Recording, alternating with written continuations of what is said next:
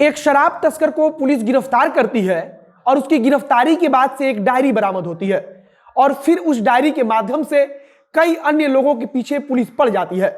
इंद्रजीत नाम के एक शराब तस्कर की कहानी लोग बड़े ही चाव से सोशल मीडिया पर पढ़ रहे हैं, शेयर कर रहे हैं। इंद्रजीत एक बार शराब तस्करी में जेल जाता है और जैसे ही जेल से बाहर आता है उसके बाद फिर एक बार इसी शराब तस्करी केस में जेल पहुंच जाता है। कैसे शराब के धंधे ने उसे बर्बाद कर दिया, उसकी कहानी लोग एक दूसरे को पढ़ा रहे हैं। कभी शराब तस्करी से मोटा मुनाफा कमाने वाला इंद्रजीत कैसे अचानक लाखों रुपयों के कर्ज में डूब जाता है और फिर जब जेल से बाहर आता है तो उस कर्ज को चुकाने के लिए दोबारा शराब का धंधा शुरू करता है। जो उसकी डायरी बरामद हुई है उसमें पटना के कई बड़े लोगों का नाम और पता मिला है जिनके बारे में कहा जा रहा है कि वह सब लोग इसके ग्राहक थे। दरअसल इंद्रजीत ने अपनी डायरी में उनका एक डेटा बना रखा था जिससे कि वह भविष्य में या फिर अपने जरूरत के हिसाब से इसका उपयोग कर सके।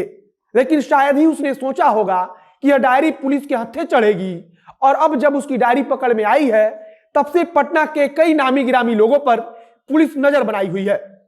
कैसे कभी 40-50 लाख रुपयों का शराब स्टॉक करके रखने वाला इंद्रजीत आज बर्बाद होकर कर्जा चुकाने को भी मोहताज है, यह पूरी कहानी आपको बताएंगे।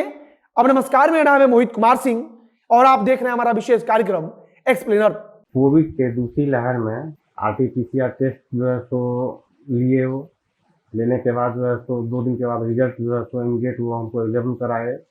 रिजल्ट में हम पॉजिटिव पाए गए। पॉजिटिव रिजल्ट होने के बाद जो है तो सबसे बड़ी समस्या ये हुई कि अब हम इसका ट्रीटमेंट कहाँ से कराएं। ये सबसे परेशानी वाली बात यही हुई। उसके बाद हनुमान जी से हम इस पर कंसल्ट किए, बातचीत होने के बाद जो है तो उन्होंने हर एक तरह से सपोर्ट करना शुरू किया। हनुमान ऐप को डाउनलोड करें और इसका बेनिफिट आप उठाएं। शराब तस्करी का धंधा पूरे जोरों शोरों से चल रहा था। कई लाख की शराब दूसरे राज्यों से मंगाई जाती थी और फिर उसे पटना में मोटे मुनाफे के साथ बेचा जाता था। बताया जा रहा है कि शराब के दाम पटना में 3 गुने तक हो जाते थे। मतलब कि अगर 1 लाख रुपए की शराब किसी दूसरे राज्य से मंगाई गई तो उसे 3 लाख रुपया कमाया जाता था। इंद्रजीत भी इसी प्रकार से शराब तस्करी के अवैध व्यापार में लगा हुआ था। लेकिन एक दिन अचानक पटना पुलिस की तरफ से छापेमारी होती है और फिर एक ही दिन में लगभग 30 लोगों की गिरफ्तारी होती है और इंद्रजीत भी इन्हीं 30 लोगों में शामिल रहता है। यह सब कुछ मुख्यमंत्री नीतीश कुमार की समीक्षा बैठक के बाद हो रहा था। मुख्यमंत्री की तरफ से सख्ती के आदेश दिए गए थे और उसी आदेश का पालन पटना पुलिस कर रही थी। इंद्रजीत की कहानी में बताया जा रहा है कि पटना पुलिस की तरफ से जब छापेमारी होती है तो उसके ठिकाने पर 1100 लीटर शराब बरामद की जाती है। पुलिस की तरफ से कार्रवाई की जाती है और फिर 1100 लीटर शराब की बरामदगी से इंद्रजीत की आर्थिक हालत बिगड़ जाती है।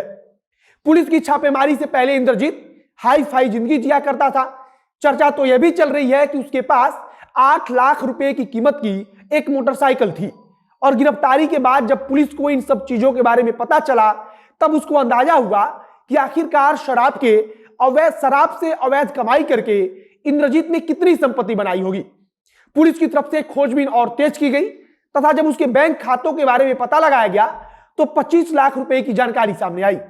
उसके बाद पुलिस ने उसके बैंक खाते को सीज करा दिया और बैंक खाते को सीज कराने के बाद उसकी जिंदगी बर्बादी के कगार पर आ गई।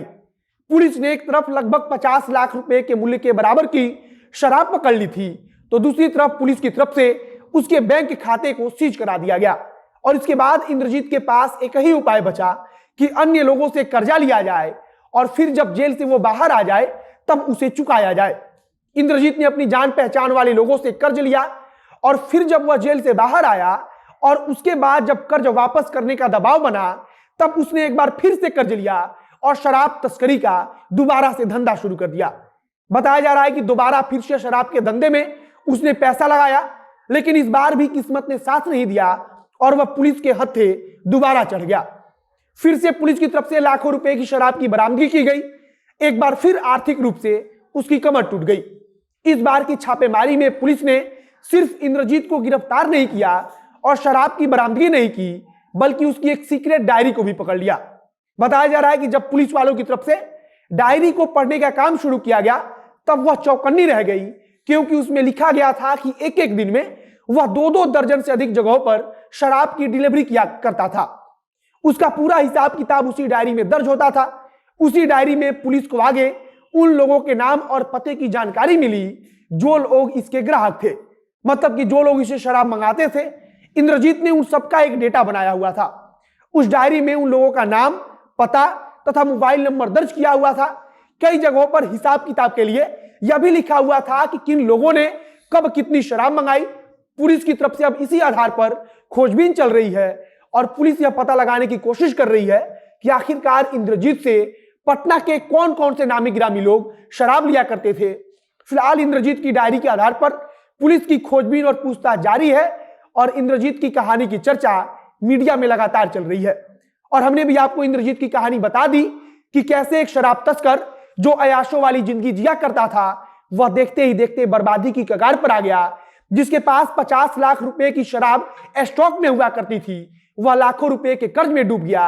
और आप समझ सकते हैं कि किस प्रकार से किसी भी शराब तस्कर की जिंदगी बर्बाद हो सकती है। बाकी हम इस वीडियो को यहीं समाप्त करते हैं। वीडियो अच्छा लगा तो शेयर कीजिएगा। अगर फेसबुक पर देख रहे हैं तो पेज को लाइक कर लीजिए तथा अगर यूट्यूब पर देख रहे हैं तो चैनल को सब्सक्राइब कीजिए। मिलते हैं फिर बहुत जल्द अगले वीडियो में। कैमरे के पीछे खड़े ओम प्रकाश और मैं मोहित कुमार सिंह। बहुत बहुत धन्यवाद।